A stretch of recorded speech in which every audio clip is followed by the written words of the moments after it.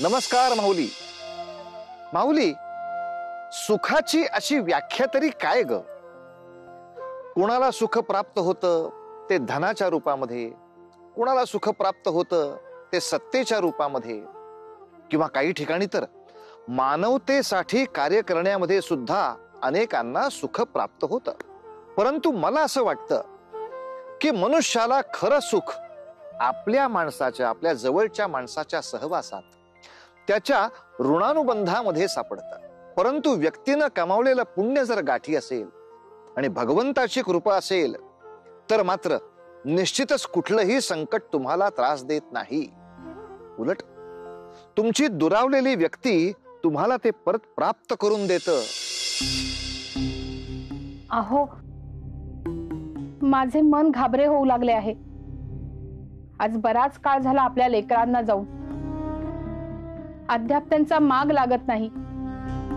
हे बघ धनवंती, ज्यावेळी आपल्या हातात करण्यासारखे काहीही शिल्लक राहत नाही ना, त्यावेळी त्या सर्वसाक्षी परमेश्वराला शरण जावे, त्याची प्रार्थना करावी. तोच यातून काहीतरी मार्ग काढेल. माते, माझे मन मला पहाटेपासून खुणावते आहे. निश्चितच या घरामध्ये सुवार्ता प्रवेश करणार आहे.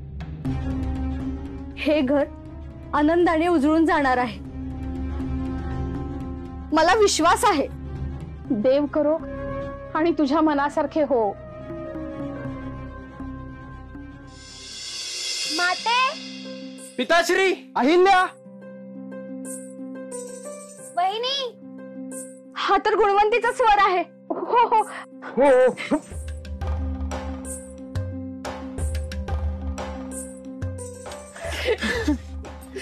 गुणवंती, कसे आहात रे?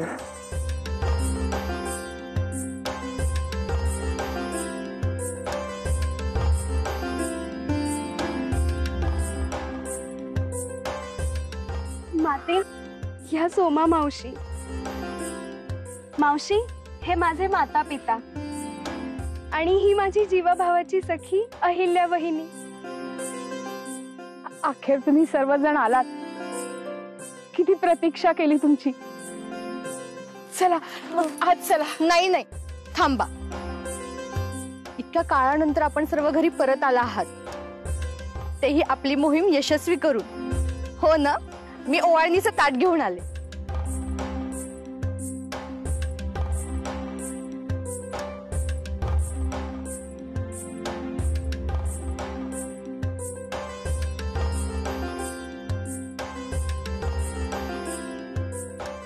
या.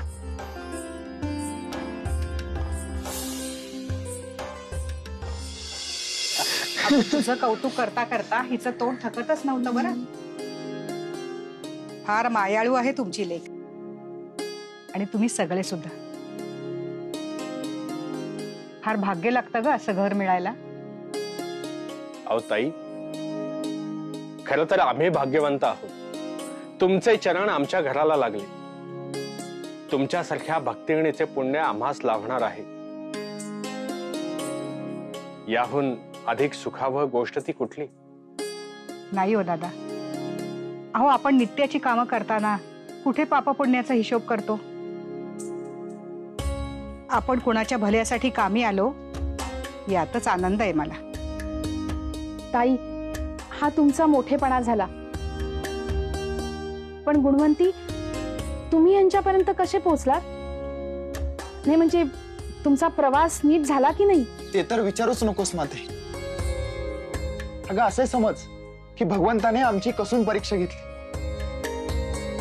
वाटेत जाताना गर्द अरण्य, विशाल पर्वतरांगा, हवाढव्य नद्या, हे सर्व पार करून आम्ही तिथे पोहोचलो. आणि कित्येक हिंस्त्र पशूंचा सामना देखील करावा लागला आम्हाला.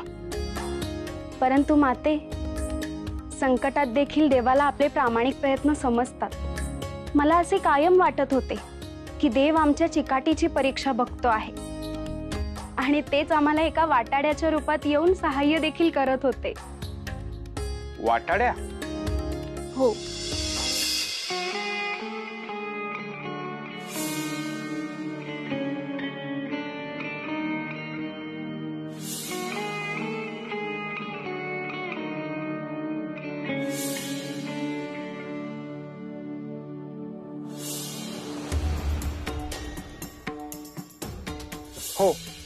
त्याच महाराजांनी आम्हाला वाचवले आणि सोमा मावशी पर्यंत पोहोचवण्याचा मार्ग देखील दाखवला.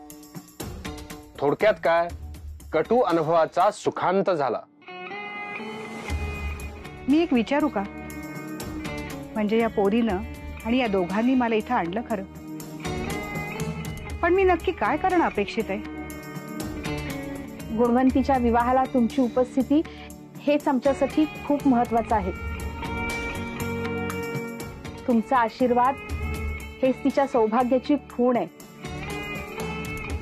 आणि तुमचं पुण्य तिच्या सौभाग्याला संजीवनी देणार आहे. परंतु हिचा विवाह नक्की झालाय का? का कोणी तुम्ही पुत्र बघून ठेवलाय? माते, पिताश्री, आता गुणवंतीसाठी सुयोग्य विवाह स्थळ शोधायचे आणि तिचा विवाह करायचा, हे दायित्व आता आमचे. माझ्या पुत्रीसाठी मी योग्यच वर शोधेन. पिताश्री लाजते ती.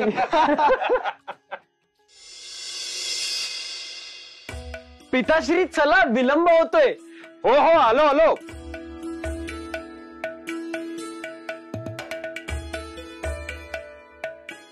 नगरातील व्यापारी मंगलदास यांच्याकडे जाऊन येतो. त्यांचा मुलगा विवाह योग्य आहे असे समजते. पाहू काय म्हणतात ते.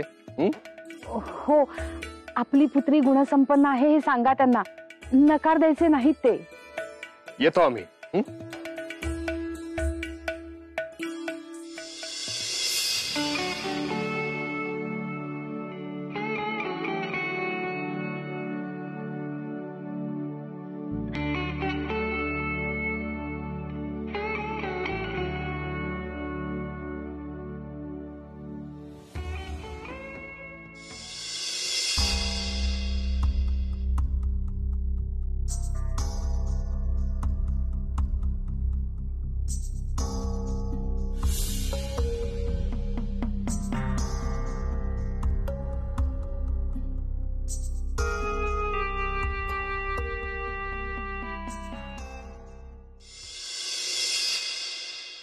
काय करायचं हो सोमाताई? त्या मंगलदासनी नकार कळवला. याआधी 2 स्थळांनी नकार कळवलाय. मला तर त्या गुणवंतीची काळजी वाटायला लागली आहे. तुम्ही काळजी करू नका. प्रत्येक गोष्टीला योग यायला लागतो. तिच्या नशिबात लिहिलं असेल तेव्हाच जुळेल तिचं. तुम्ही प्रयत्न करत राहा. खरंच आहे तुमचं. तुमचा शोध लागल्यावर वाटले होते की सर्व काही सुरळीत होईल, परंतु होरी, एवढं सरळ नसतं ग आयुष्य. आणि असं बघा, एक लढाई तर तुम्ही जिंकलीये, आता एकच तर राहिली आहे ना. एकदा मुलगा मिळाला की झालं.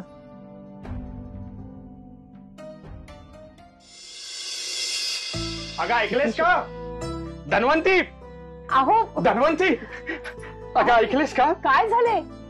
आपल्या पुत्रीचे भाग्य उजळले. तिच्यासाठी योग्य असे स्थळ मिळाले. अहो पण त्या स्थळाचे नाव काय? काय करतात? कुठे राहतात? पुष्पनाथ नाव आहे त्यांचे. पलीकडच्या नगरीतील खूप मोठे धान्य व्यापारी आहेत ते. तरुण, देखणा, उमदा आणि अगदी नम्र तरुण आहे. मी त्यांना गुणवंतीबद्दल सांगितले आणि त्यांनी लगेचच होकार भरला बर का. बघितलंच धन्वंती, मी तुला म्हणाले होते जेव्हा योग जुळायचे असतात तेव्हाच जुळणार. तो दिवस आज उजाडायचा होता. काय मग, आज कुणाच्या मनात आनंदाच्या उकळ्या फुटतायत? होय तर कोणीतरी भोवल्यावर चढायची स्वप्ने बघत होतं आणि आज ती सत्यात उतरणार. काय ग अगं गुणवंती?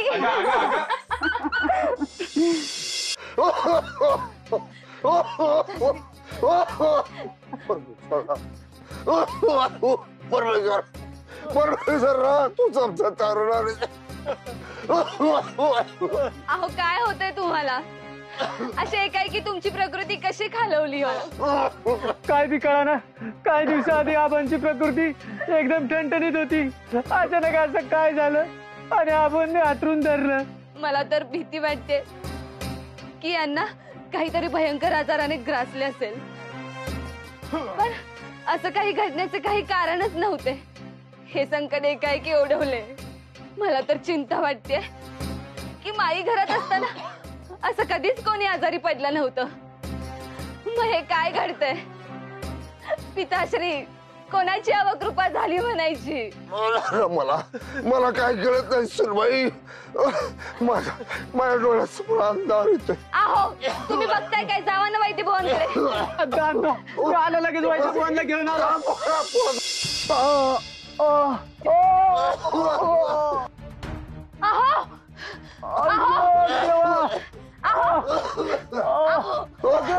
आहो, काय होतंय तुम्हाला?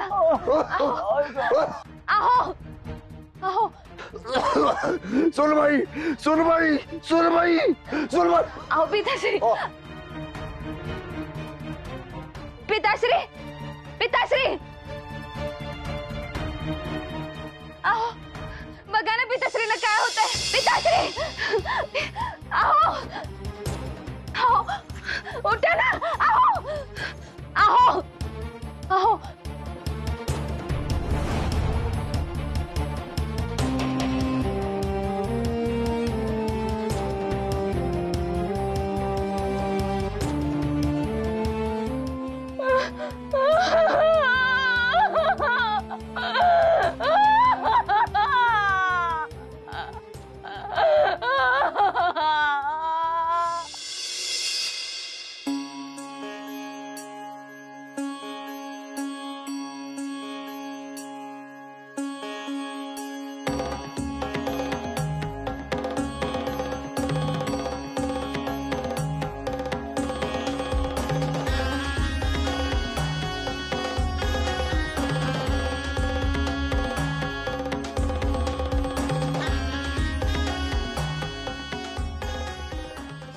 अहो, मी काय म्हणतेय, जरा विश्रांती घ्या की दमला असाल. अगं काय बोलतेस तू? उद्याचा दिवस आपल्या सर्वांच्यासाठी अत्यंत महत्वाचा आहे. हो हो, पण आणि उद्याचा दिवस निर्विघ्न पार पडेपर्यंत माझ्या जीवाला स्वस्थता लाभणार नाही. बघता बघता आपली लेक लहानाची कधी मोठी झाली कळलंच नाही. अनेक संकटांवर मात करत विजय मिळवत इथपर्यंत पोहोचली. हो ना.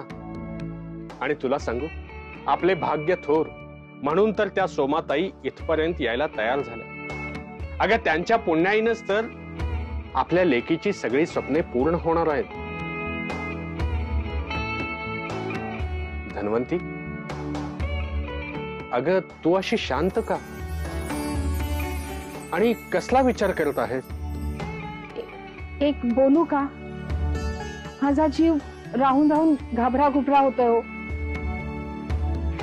सारखं असं वाटतंय की काहीतरी अनिष्ट घडणार आहे. ते साधू महाराजांचे बोल सारखे आठवतात.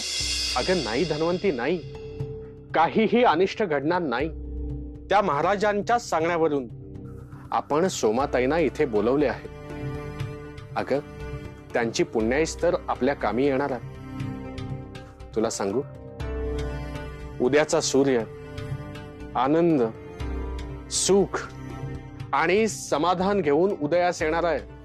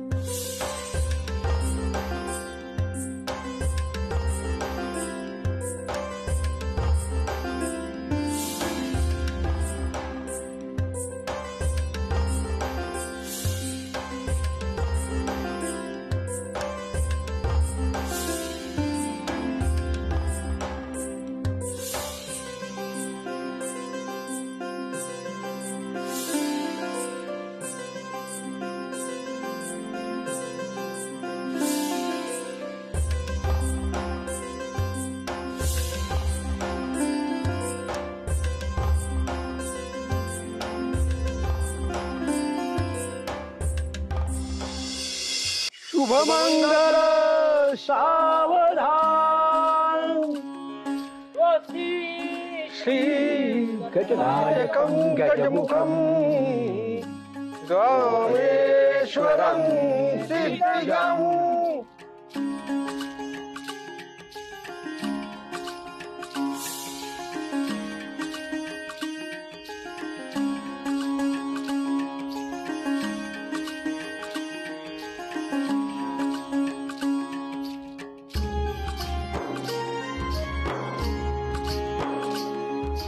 नवरी मुलीला बोलवून घ्या.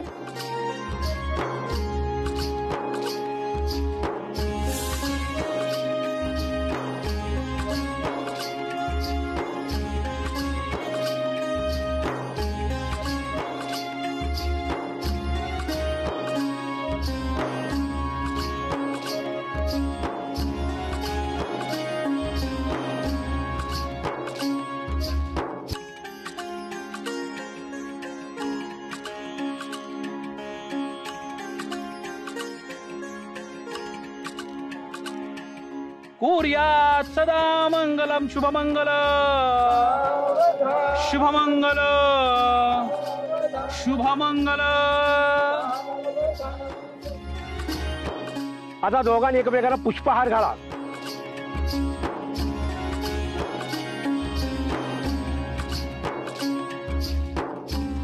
सोमाताई, हे तुमच्यामुळे शक्य झालं. नाही हो, मी निमित्त मात्र आहे. सगळी त्याची इच्छा, अजून काय.